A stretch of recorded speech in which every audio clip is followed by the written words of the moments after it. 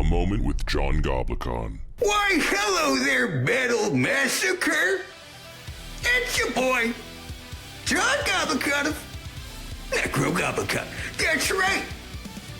And normally this app is used for birthdays, anniversaries. I've even done a dang gender reveal before.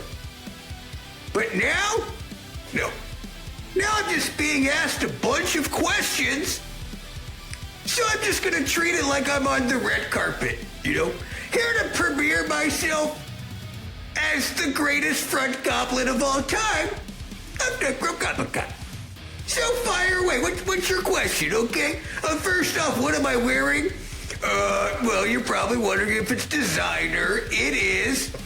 It's from Target. Massimo head to toe. Anyways, how do I find Earth? How do I find it? A map. Boom! Find it on a map! That's pretty good. Wait, I guess it wouldn't be a map. Map is usually of Earth. So I guess it would be a telescope. I gotta work on these jokes next time before I do another red carpet. Need my PR team to prep me. What's it like being one of the vocalists? Tell you what, we just had the best tour ever. We just closed it today. So I'm a little tired. I'm a little hungover. And I'm a little raspy from singing my green butt off. But man, I can't do what Dickie can do, but what he can't do, I do, and what I can't do, he can do. I mean, man, we make a heck of a goblin metal combo. Are you on the new CD? Friggin' better be, Metal Massacre. You know what I mean? You're working my butt off. I better be on this CD. Well, right now, return on YouTube. Well, here's the thing, man. It says, we gotta have you on our podcast. I see that. Maybe I will. But here's the thing. Right now is becoming a podcast. Yeah, we're doing it on our own, man. So that will be on YouTube, and that will be launching by the end of the year after we're done touring. So keep an eye out for that. Maybe I'll have Metal Massacre on my podcast. What do you think about that, Metal Massacre? Finally, last two questions. Favorite drink at Chili's? All of them at once. And my second favorite band. It's a really good question. It's probably like a toss-up, you know what I mean? Between Limp Bizkit and all the other bands we toured with. You know what I mean? And then Post Malone. So many good bands. Squid Pisser. Love those guys. Squid Pisser. Dragon Force. Death Clock. But honestly, it's probably Blues Traveler. That guy with all the harmonicas. That's friggin' hilarious, man. A whole belt of harmonicas. God, what a legend. Yeah, that dude eats a lot of chilies. Anyways, you guys, I hope the podcast goes well. All right? And you better friggin' hope that mine does too. So I can bring you some more right now. What is going on? And thank you for hanging out at this point in the episode. We are here with honestly, a very special guest. We have Raptor from Nekrogoblikon hanging out with the studio with me and Lucian. I'm going to start with Raptor. Buddy, how are you doing? I'm doing well, man. Thanks for inviting me to chat with you guys tonight. Absolutely, dude. Yeah. Lucian, how you feeling, brother? Dude, I still am kind of in shock and awe that you were down. To be honest, I'm very appreciative. I know you guys are busy and you're in between tours at the moment of us talking. So thanks for taking a little bit of that time to talk to us about the band and just you as a person. Yeah. Absolutely. Really kind of excited to geek out with you, man. I've been a really big fan of your music for a while.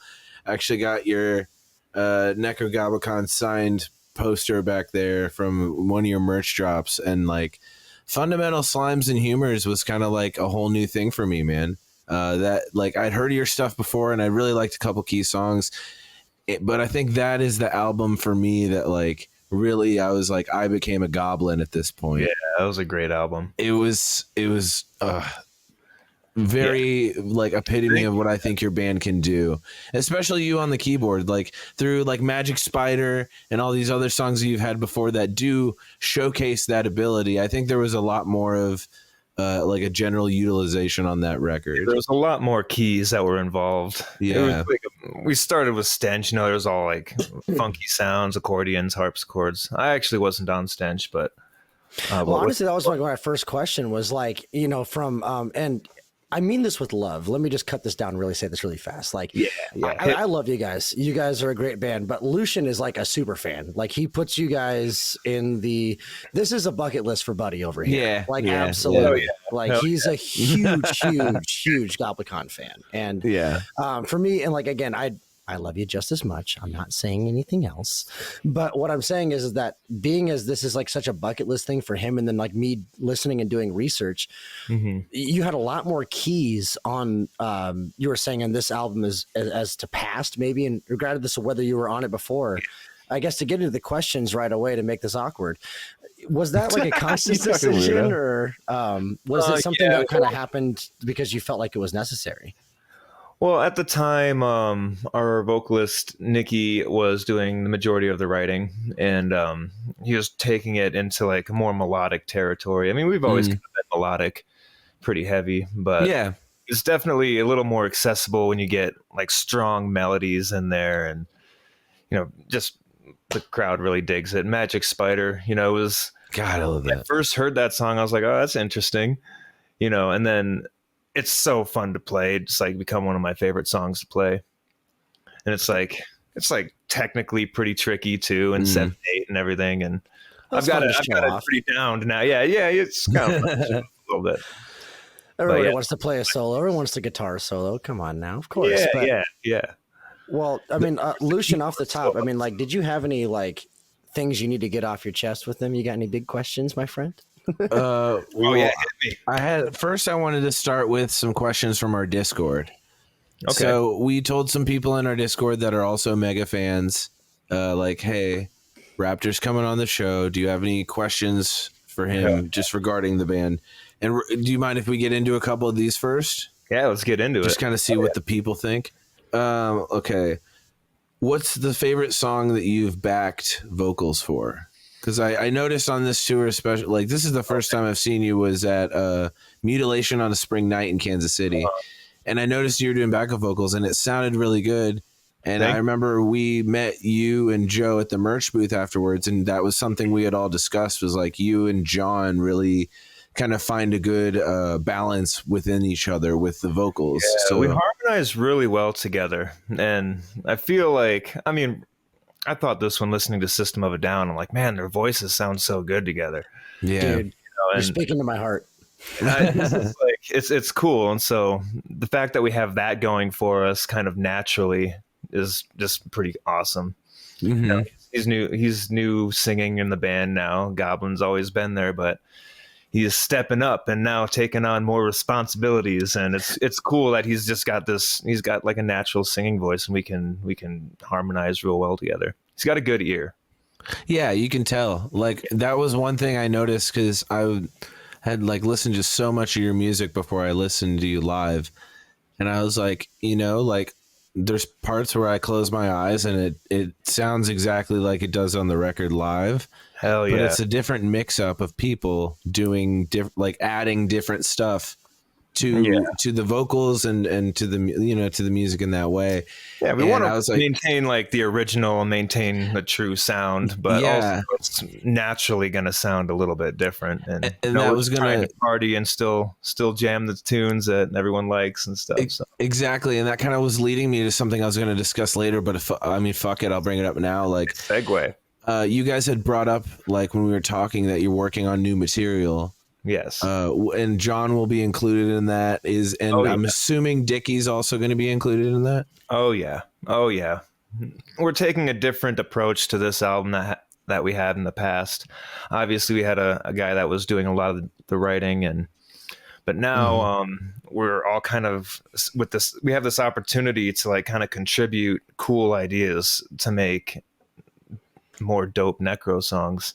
I think that's the case with a lot of, bands in general, where with one person being like a big songwriter, I mean, it happens from the local range to the national range. If someone's really into being like the songwriter and is great to define a sound, it's honestly hard for folks to want to deviate from that, even if they add new people into the band or change like what roles really are. Hard to do. It's like, do we just make a hard left turn, and it's like, I don't know.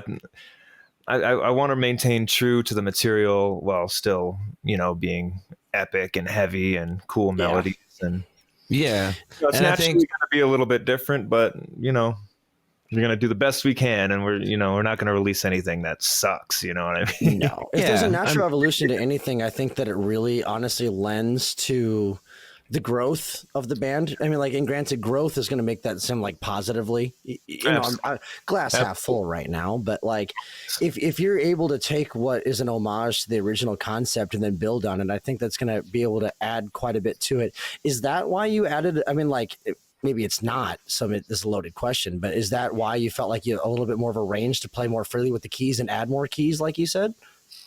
Well, the keys have always been a backbone of Nekrogoblikon, and as we go on, we're just like further developing all aspects of the band, whether that comes down to like lights and production and keyboard and vocal stuff. We're always trying to improve everything that we can. 100%, man. That's as you should. And I think you always add like a really cool undertone to everything. If there's like, you're gonna have all these guitars, but like a keyboard pad or strings can, add a color and take the music to a whole nother level. I love the orchestral kind of scores you guys do for that kind of stuff too. And I think we're gonna keep probably bringing it up this whole fucking episode because it's such a good example of what we're talking about. But Magic Spider has that whole key break, and I think it's like the perfect tie-in with that song, and it makes it elevates the song and makes it something else for me, at least. Like, and I think that is kind of the job of the keys, is to like layer everything. Yeah, and like layer it up, baby. Yeah, and layer everything and like enhance parts of it that kind of like drive certain feelings behind the music. And I feel like watching you do that live is just so much fun, man. Like even the way you have your keyboard mounted, I'm like, I noticed that. I was like, oh, that's pretty cool.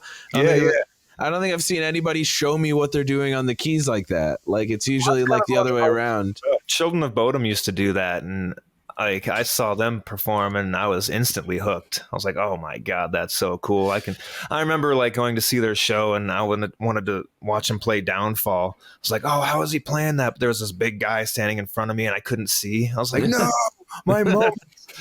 My moment. Before YouTube and all that. I don't know. Was YouTube around then? I don't know. That was a while back. Fuck, dude, it's been around for a long minute, but I'm not here to timestamp anything.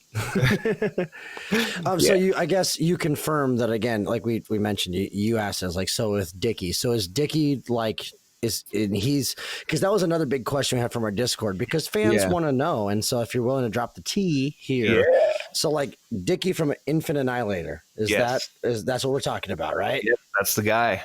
So obviously I could guess how you guys came together, and maybe you weren't the biggest part of it necessarily because it is a group effort, but like, how did that come to be, like with that vibe? I mean, like you guys have a very similar, like it's that obscure, like crazy. So I mean, that makes a lot of sense to me, but how did that come to be?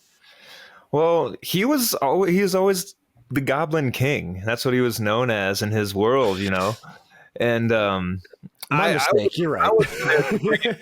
I wasn't there when he was brought aboard. That was on Alex. He knew. He's like, if something were to happen, I know a guy.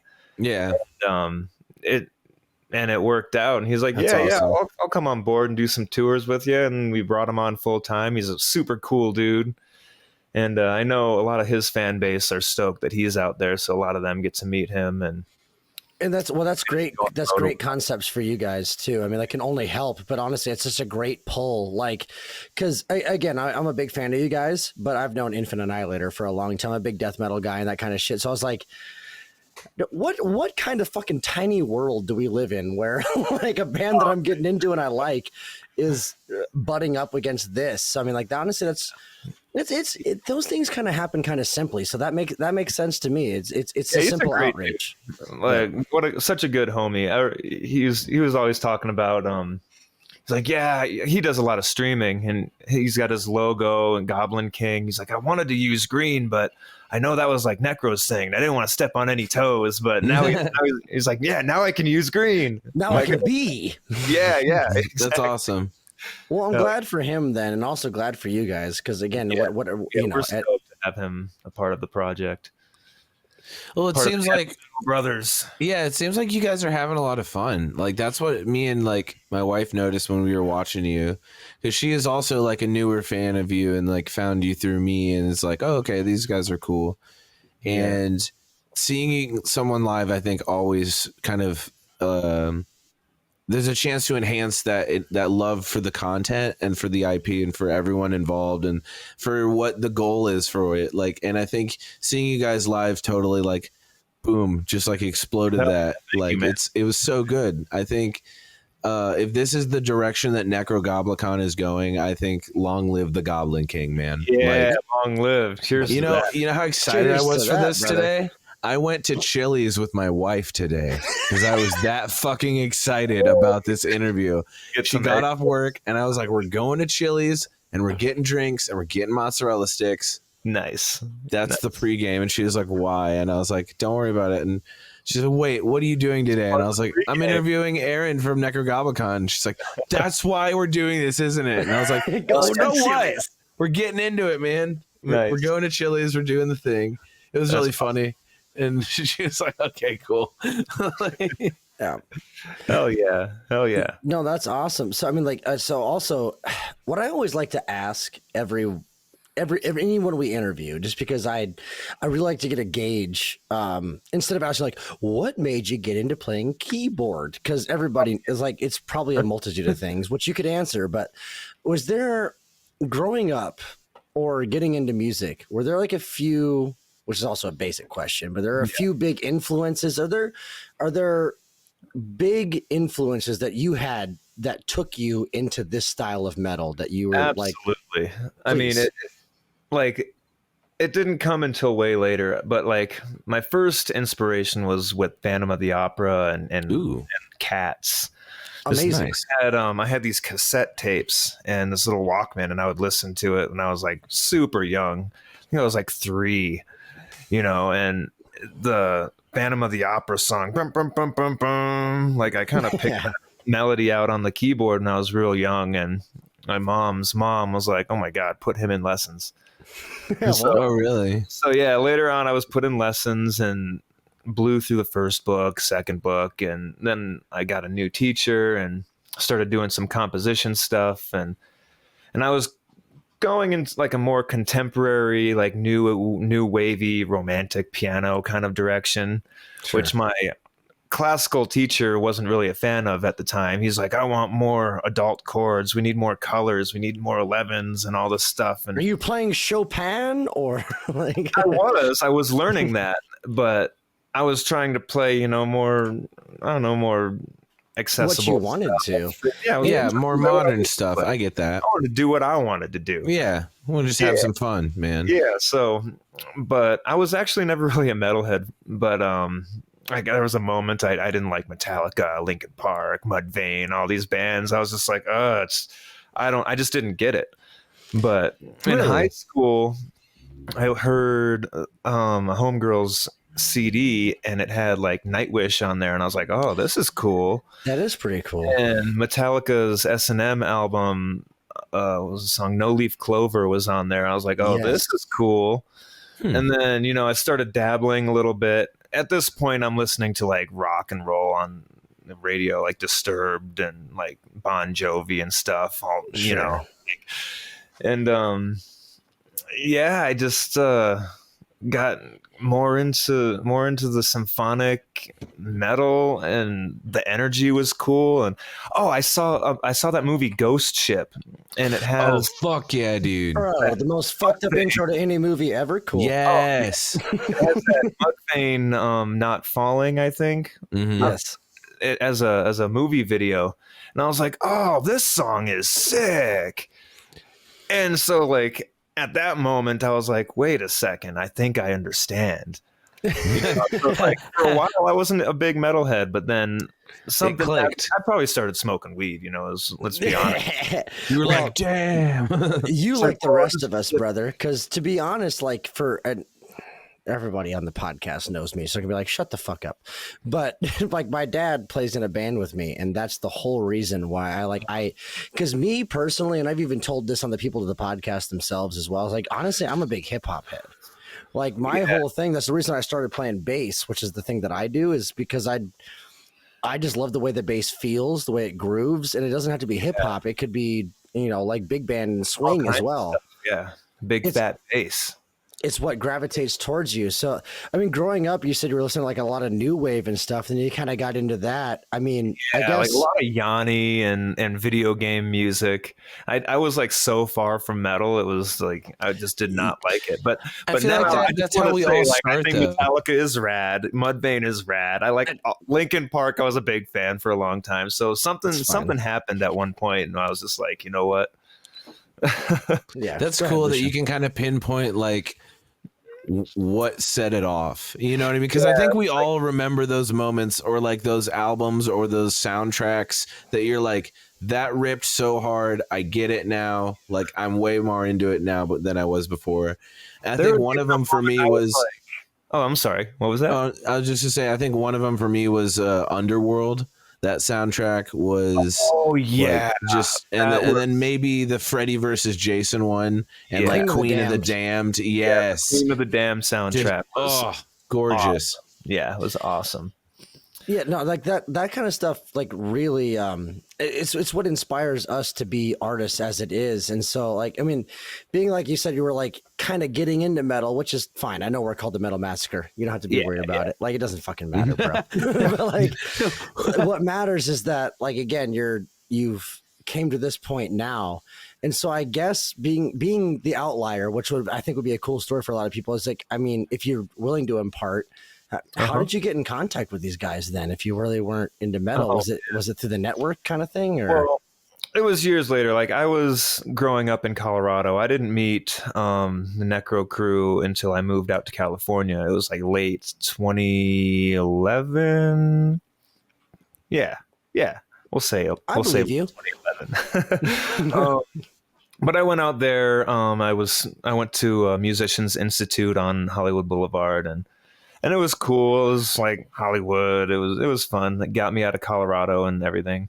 I was like either going to move and do something with music, or I was just going to stay in Colorado working a regular job. And I'm with you, brother. So I was just like, I like broke up with the girlfriend, and I was just like, I'm going to California. I'm sorry, babe. Do this. I got to go to California. Sorry, no, I don't blame you. Look at you now. Look at me now. Yeah, look at me now.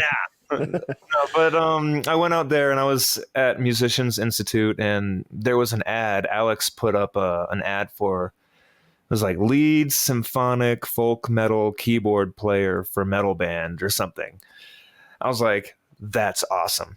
And I was kind of playing in a blues rock band. We were doing some casino tours, and then I was in this other little band for a while, and it just, the vibe wasn't right. And then I saw the ad, and I was like, oh, that's awesome. And I went down to go meet up with Alex the first time I met him, and we just jammed on The Feast, and I kind of learned the ending keyboard solo fairly quickly. And he's like, oh man, we thought that was unplayable. I'm like, nah, that's not. You're like, I got this shit, bro. Yeah, don't worry. I got this. And hired. We hung out, had a couple beers, and yeah, it was just good vibes. And that's awesome. We're still jamming over 10 years later. That's fucking crazy, so cool. Dude. Because I mean, like, again, I've known you, and I've followed you guys' journey, especially being Lucian, being a super fan for years now. Like, honestly, years. He's, like I say, he's got the signed posters, he's got the shirts. He's, hell yeah, been lucky to see you guys. I love your shit, man. I'm never gonna stop just telling you that. That's it. Thank you, brother.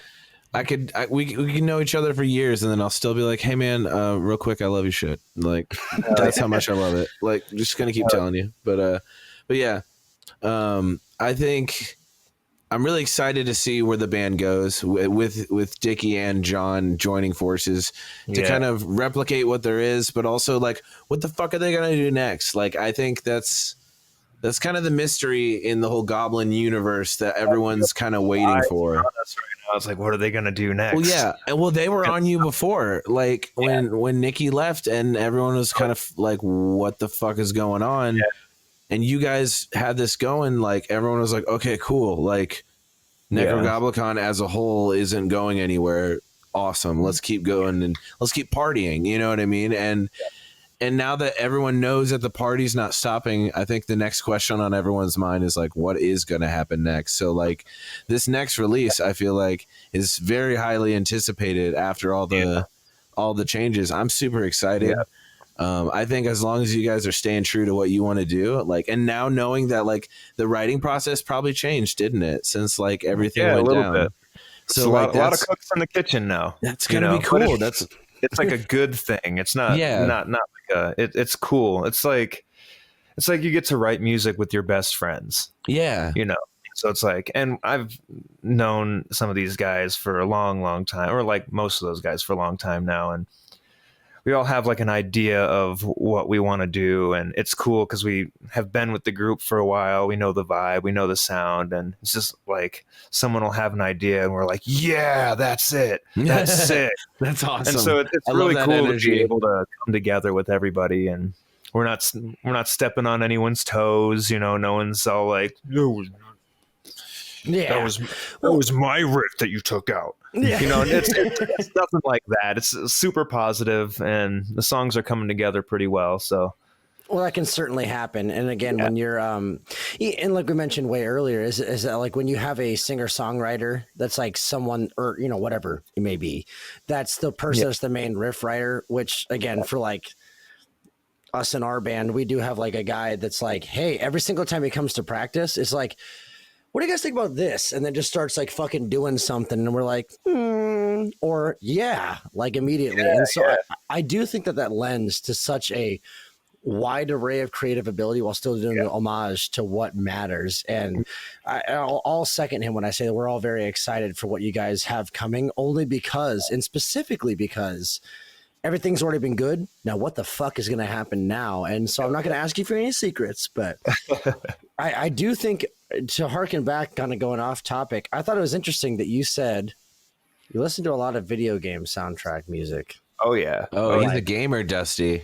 Oh, my friend, I am it's my 80-inch TV love back there. That's awesome. That's awesome, bro. So, like, I guess, all right. My favorite video game soundtrack of all time is easily Mick Gordon's Doom 2016. Oh, hell yeah. Hell yeah. There's a bunch of Final Fantasies that I like in there. Do you have some favorite video game soundtracks that really harkened your... You said it. Final Fantasy all day. Fuck. Yeah. I knew. Come on. 7, 10... I mean, all of them. I have a stack of Final Fantasy soundtracks. Oh, dude, 9 is probably my favorite because I grew up playing that and I've played it 100 times. And 10 was great because it's just incredible music. What's your favorite Final Fantasy game, though? Like to play, to sit back. If you had to, like, I'm gonna boot it up right now in PS. What? Oh, right now? Oh man. If I were right now, Final Fantasy right now, it would be Final Fantasy 16, and I'm downloading the DLC with Leviathan. God damn it, you're a man after my heart, like I said. Like, the old world games are great, and I love how they balance the like the old world, new world aesthetic. Yeah, but, like I'm a huge dork, obviously, like you are, which is great. That's why we're here. Hell yeah. I hearken a lot of like. There's only a few video game composers that like I really like care about, but I earnestly and honestly think that wherever you gravitate and gather your inspiration from is important.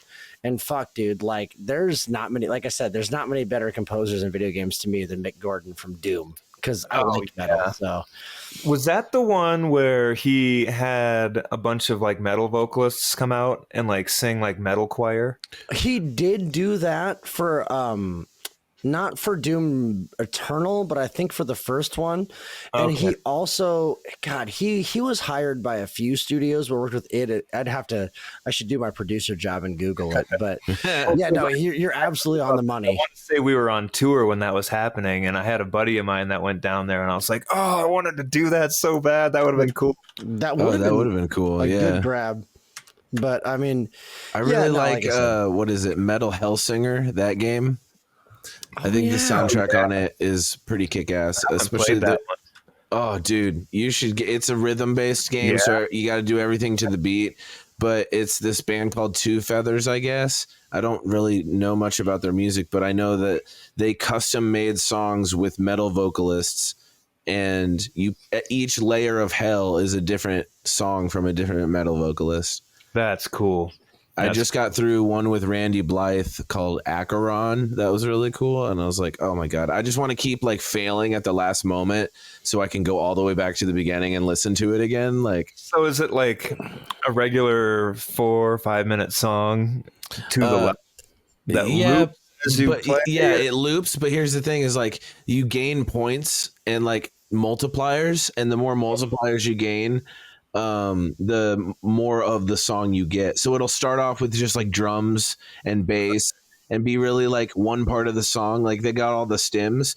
And then the guitars will come in, and then the other guitar will come in, and then when you're all the way at 10, the vocals come in, and it's like, how long can you last listening to the entire song before it starts dropping back off into just like the other instruments again? Like it's really interesting the way they did it. So like the better you do, like the more layers to the song you get. Yeah, exactly. It's a cool concept. The more badass of a hell singer you are. Yeah, it's pretty cool. I like that kind of stuff. Before I get us off this topic, because I just like to ask people this, like, all right, give me your top 2 video games of all time.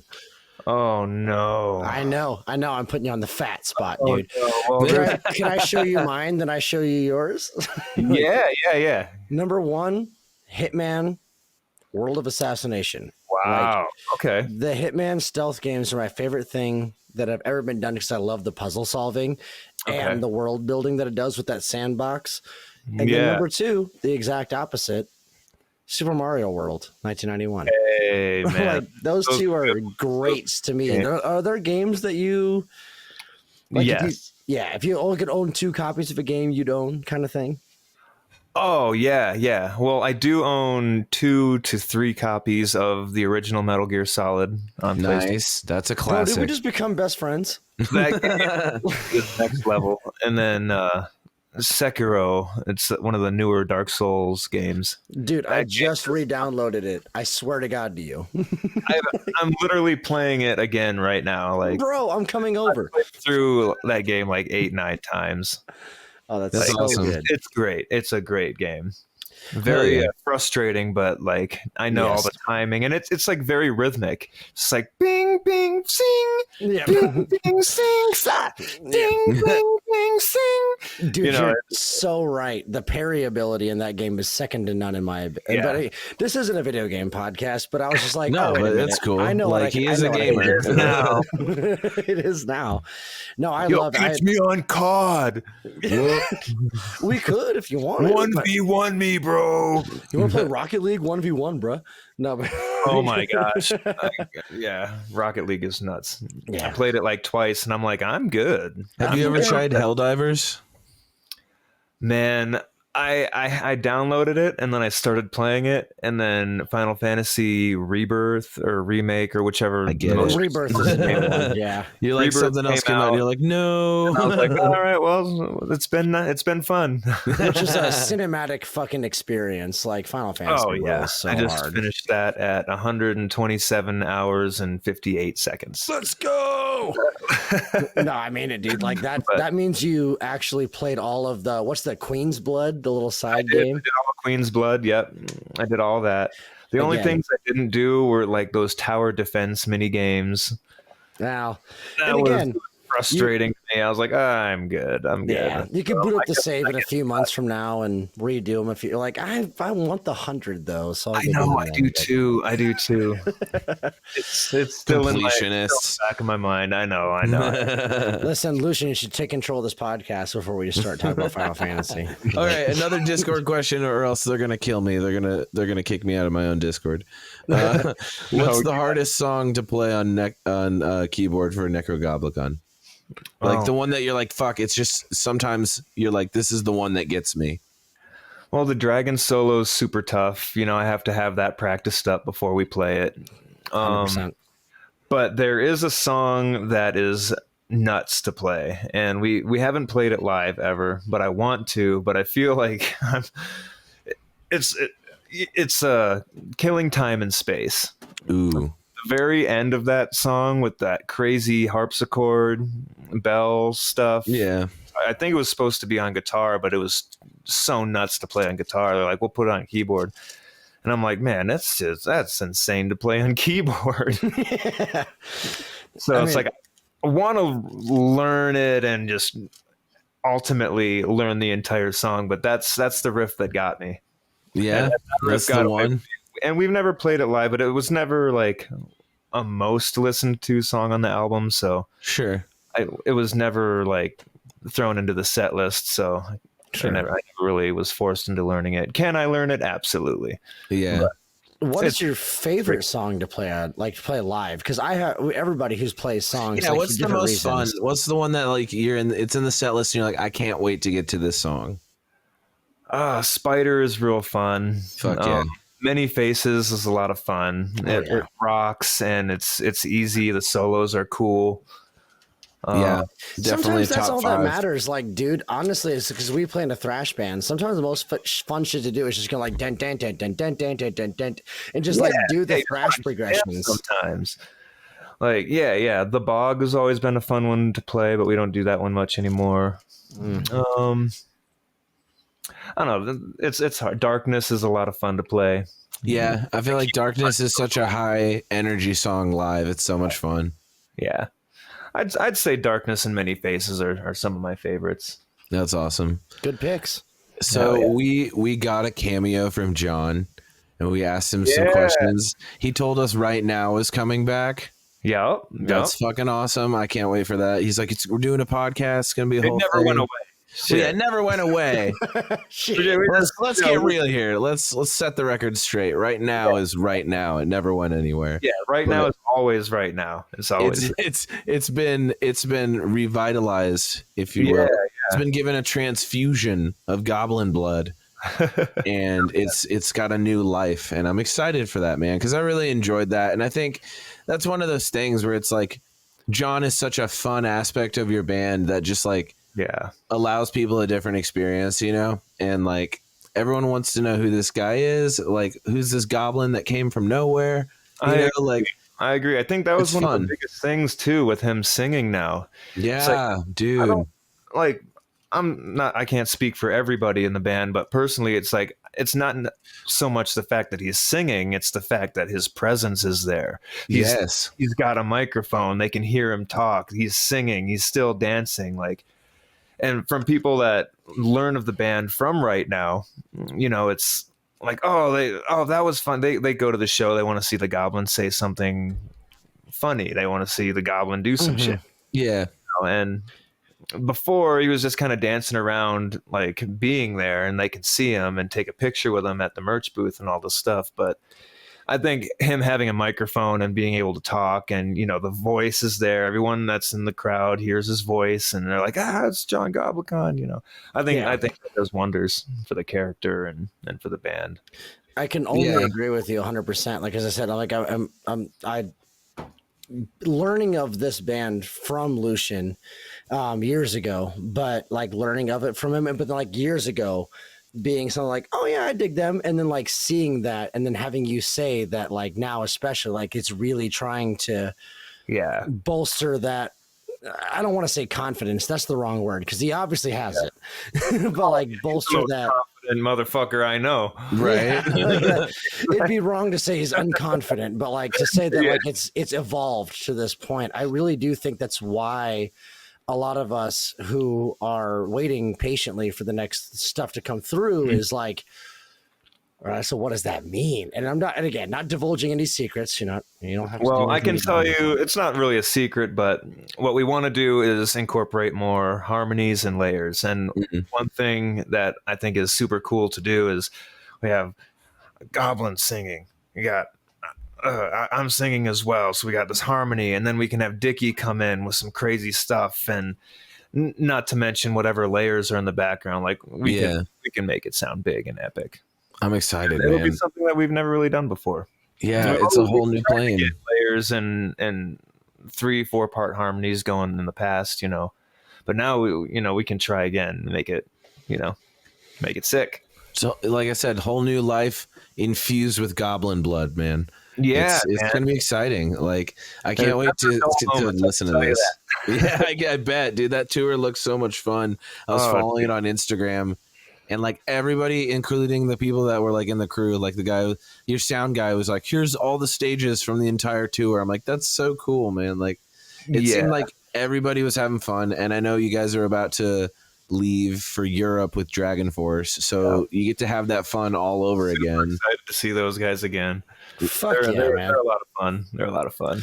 They seem like it. How was your time with Dragon Force? I mean, personally, if you have any stories, do you have anything that you really enjoyed with those guys? Because we'd love to hear that kind of shit. Let's see. Anything, I guess, that's allowed. Yeah, the real good ones I probably don't even remember. That's the point. Any city. We were trying to go. We're figuring out like a good time to go party with them. I think it was the first time we all kind of hung out, and it wasn't the whole Dragon Force crew. It was some of them, but we went to a Dave and Buster's, and Mark and Alicia and Sam, I think, was there as well. I think G was there. Maybe most of them did come out. Oh, we were walking around, and Mark and Alicia, I guess.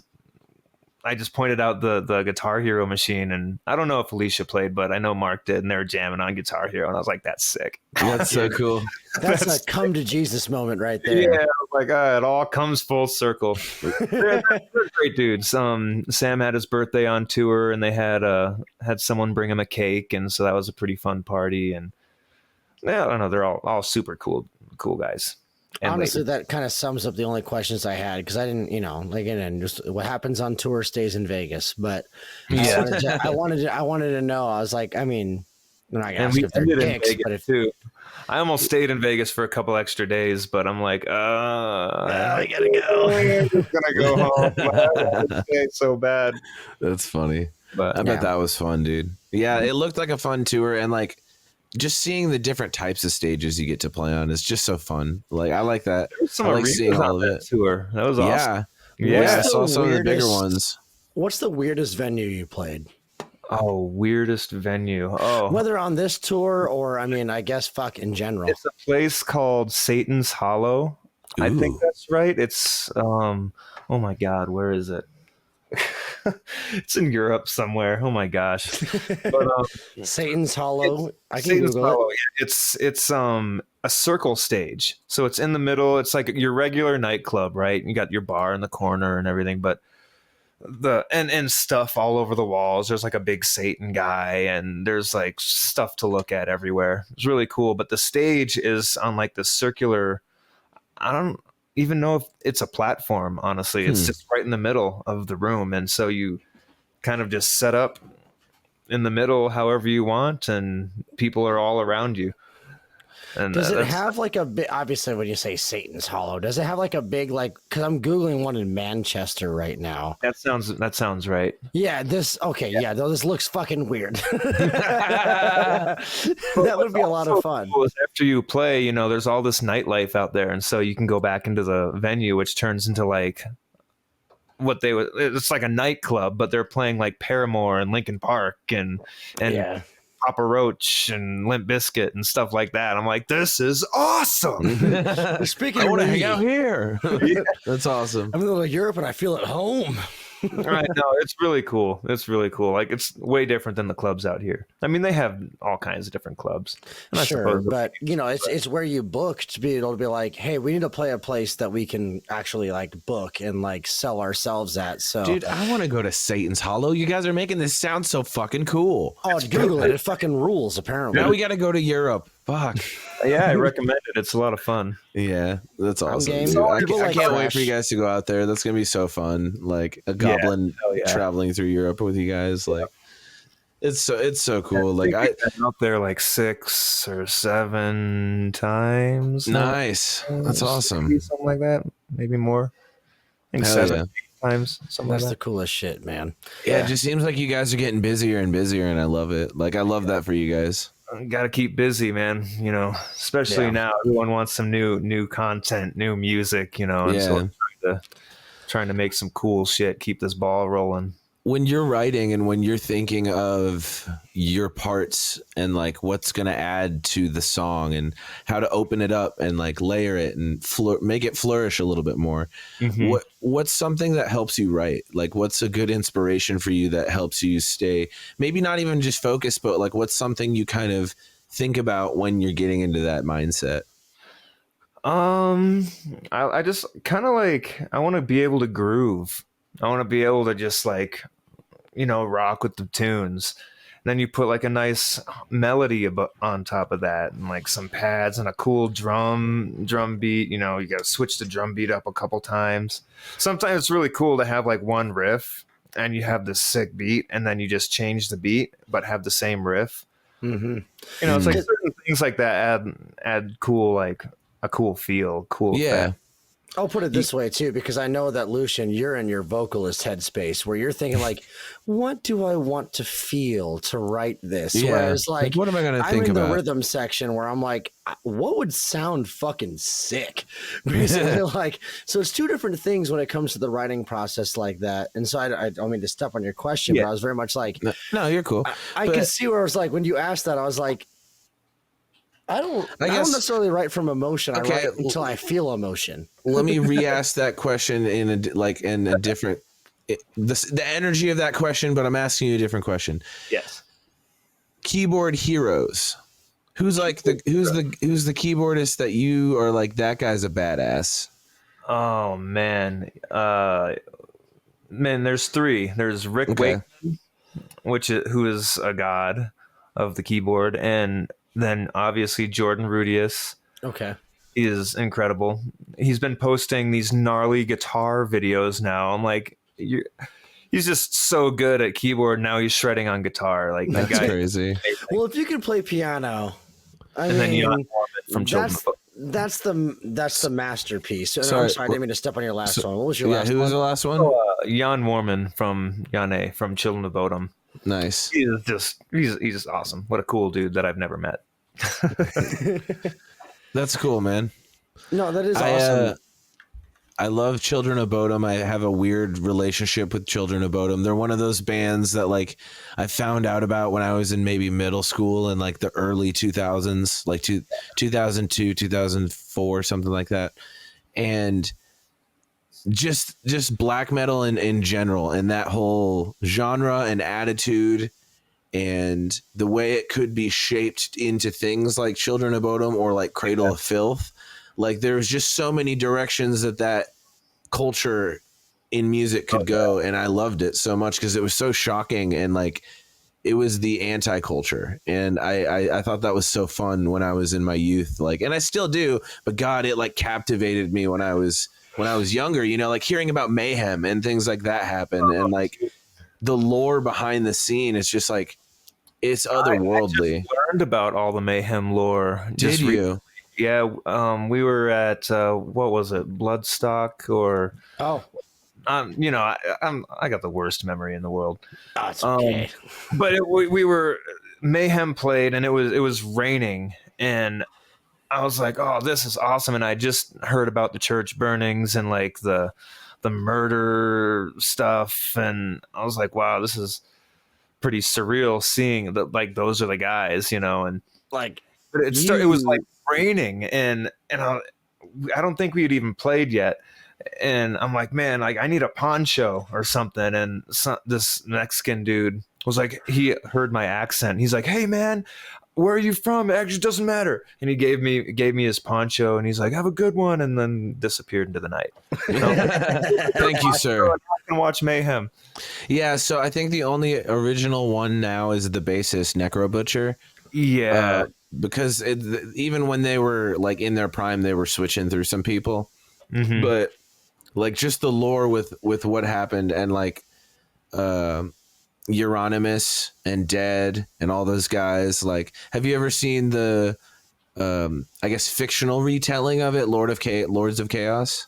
I've seen parts of it, but not the whole thing. Highly recommend sitting it down for it. Yeah, it's a really good movie, and it puts it in movie terms. It's obviously not going to be completely factual, but it's enough to get the gist of it and kind of like understand what happened. I really liked I liked it a lot.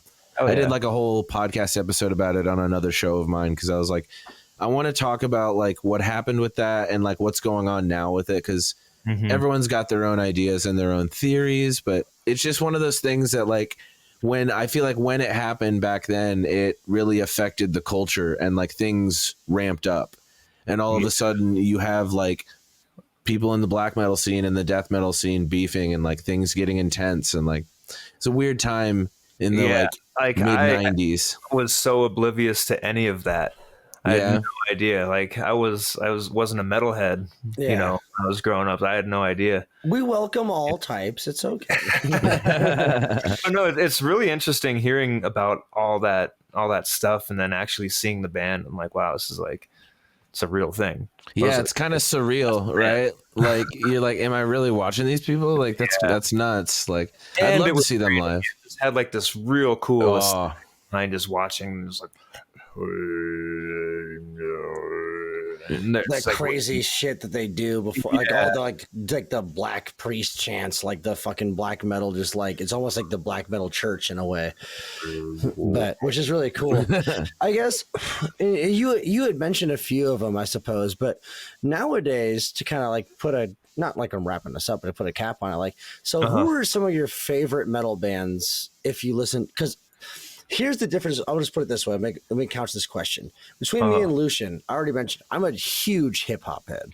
I'm a big reggae fan. I like anything that has bass in it. Hell yeah. But I still listen to like a lot of like metal because it is my heart. It is my soul. It's what I'm doing. It's what we're playing.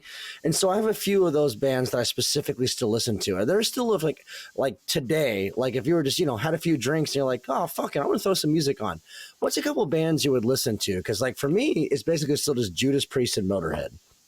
Yeah, for me, it's Nekrogoblikon and Deathclock. Those are the two. So that tour was perfect. I go back to the roots. I like listening to new stuff. I love Bill Murray. Bill Murray is sick. Not the actor, the band. Yeah, for sure. The Home Team is great. I love Don Broco. Baby No Money on the hip hop side. I've been listening to a lot more of him and Young Gravy. Let's go. It makes me laugh, and the beats are awesome. Young Gravy just puts me in a good goddamn mood. It puts me in a good mood. I like some of his songs for sure. I like the way he like uses song and kind of remixes it and like uses his own spin on it. Yeah. He's funny. He did like a whole Anchorman music video for one of his songs, and I thought it was really good. Like that kind of stuff is giggly. Do I listen to Riff Raff on the daily? No. Does it put me in a good mood? Yeah. Oh my god. I don't know if I have like a I can't think of any like humor kind of stuff. I like things like that. Like I don't know.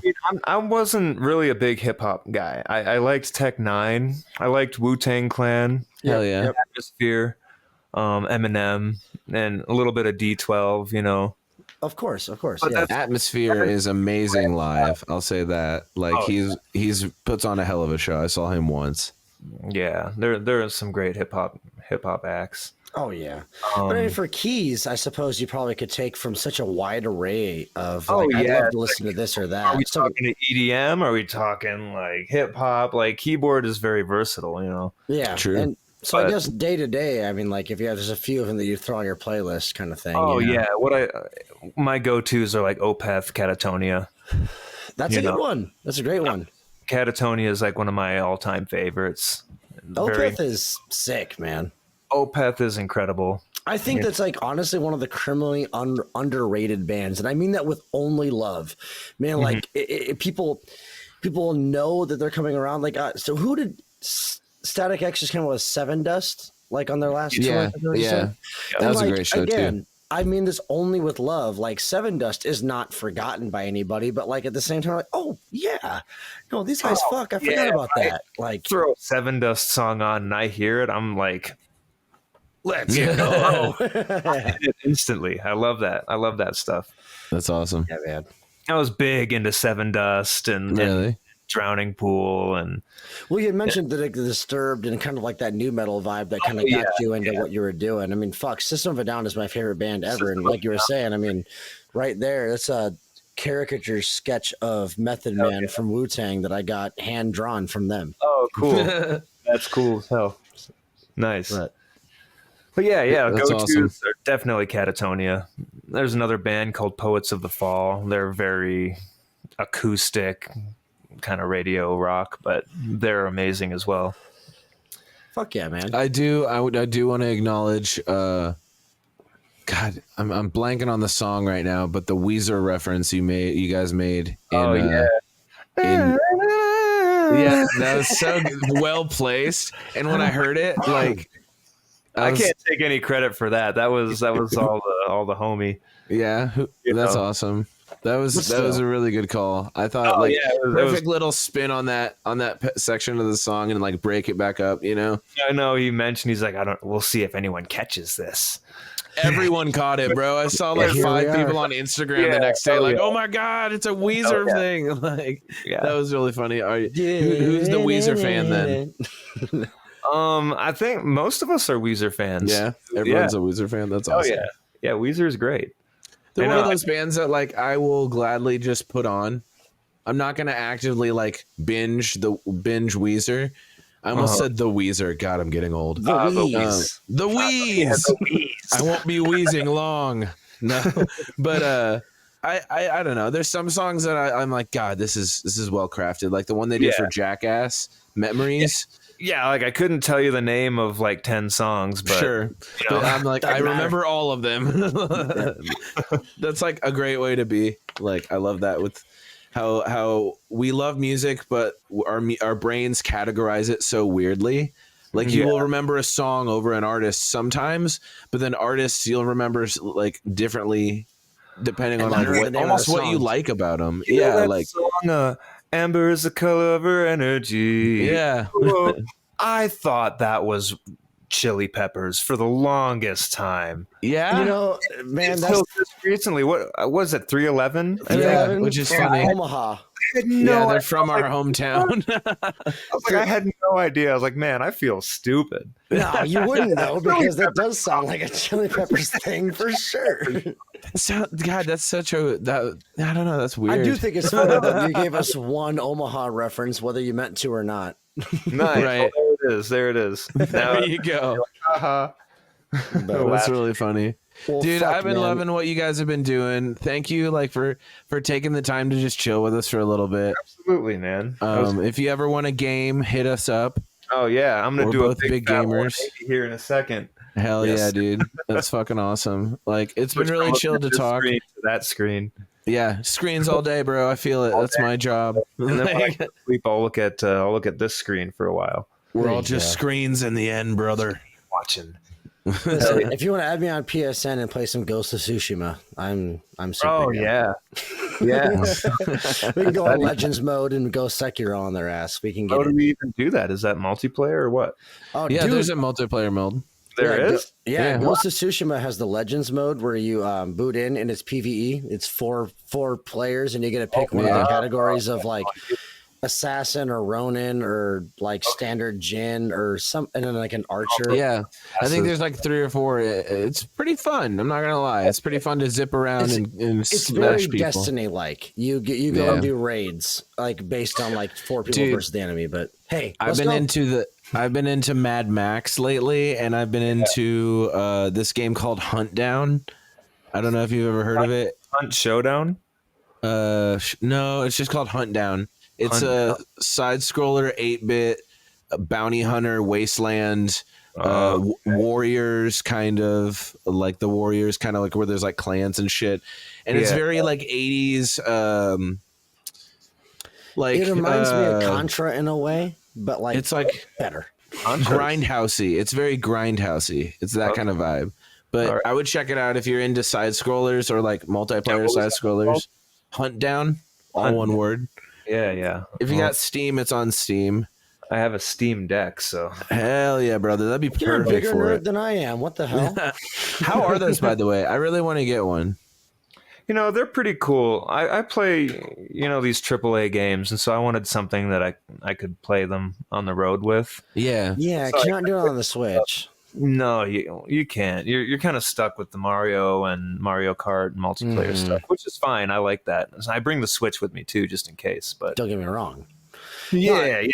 I love playing with a Backbone, and I also like halfway fucked around with the idea of getting a PlayStation Portal because I'm just a big PlayStation nerd. Me too, man. The moment they come out with a portable PlayStation, the Steam Deck is history. Bring back the PSP. You heard it But here make first. it better. The PSP 2. I think that would be amazing. PS Vita, that was another one too. Yeah, the Vita. I never had the Vita. I had the PSP, and honestly, I nerded out on it so hard. Like, I thought it was such a fun little, like, you could have movies on it. You could have other stuff on it. Music on there and stuff. Yeah. Like, that's, of course, if they did it over again, it would just be like everything has like Hulu and YouTube. Sure. Like, you wouldn't need to download. It's got to be like a beefy handheld PS5 that I can take out with me. Something that I can, because I still want to. It's got to be like iPad size screen with controller adaptability on either side. I don't want a screen like this. I want a screen like this. Right. It's got to be like somewhat immersive. Yeah. Remote play on the PlayStation is great, which honestly I forgot that I could do until relatively recently, and just connect a PS5 controller to your iPhone and then. Oh, no way. Yeah. You have to be on the same router though.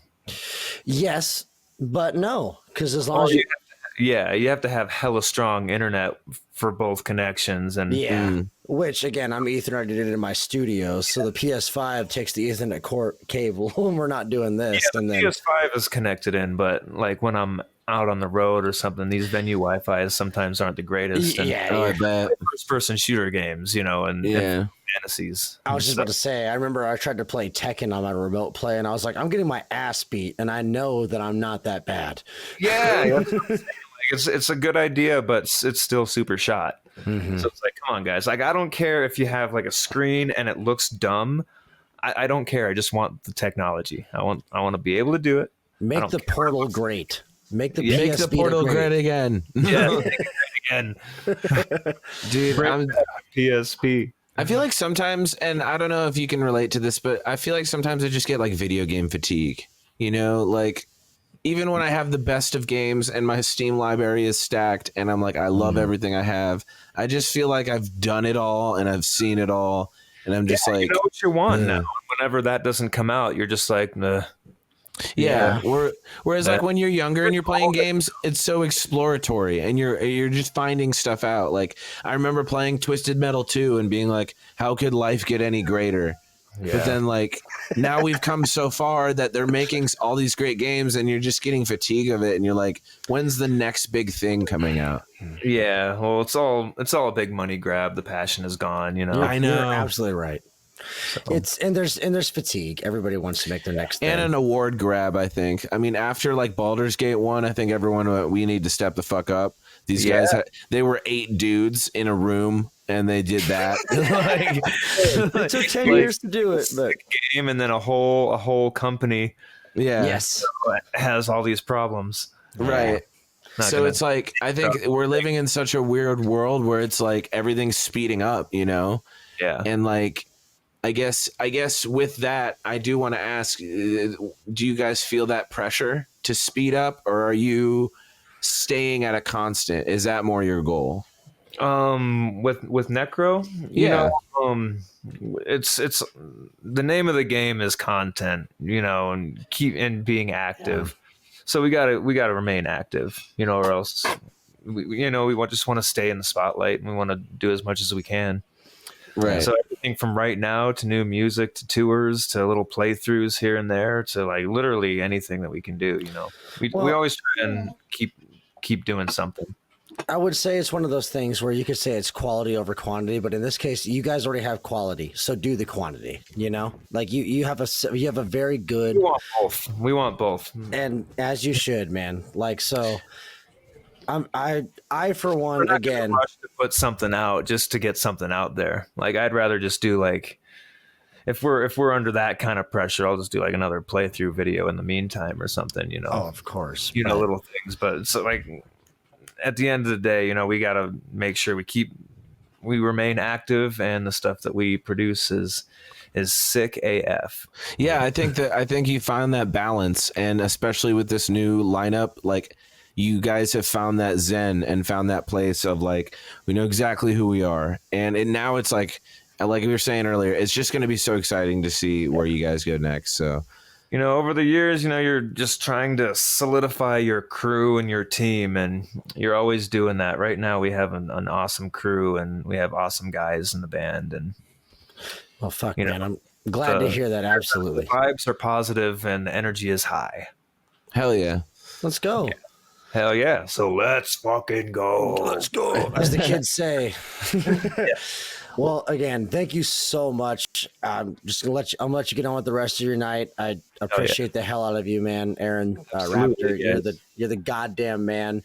All I've heard from this is that we're gonna have to do another podcast where we talk about video games, and I, for one, am here for it. But, dude, you've honestly been the fucking man. And Lucian, as a super fan of theirs, you got anything you want to close with?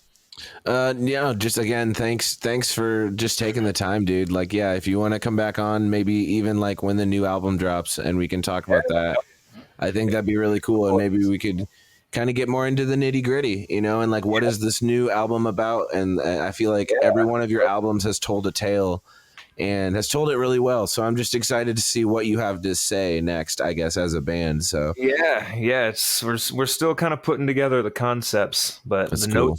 The notes are on the page, That's the best. We're working on it. Hell yeah. Well, thanks again. And thank you guys for listening to another episode of Metal Massacre. Dustin, before we cut it, I want you to know I've been really happy. You see this steak behind me? My wife's being all nice. She cooked me a steak and a mac and cheese. I love her so much. Do you know why she's being so nice to me, Dustin? Because of this. Because she loves me and she's an amazing woman, but also because I went to bigdobsbeardbalm.com and I got myself some beard balm to hook myself up so I don't look like a scraggly hobo. It smells nice. She loves it. And I can tell she's really happy with it. So if you want to look as great as I do and smell as great as I do, go to bigdobsbeardbalm.com. I know it sounds great. And use our promo code METAL for 20% off your order. Every time you use that promo code, it actually helps out the podcast. But thank you guys for listening to another episode of Metal Massacre, a goblinized episode, if you will.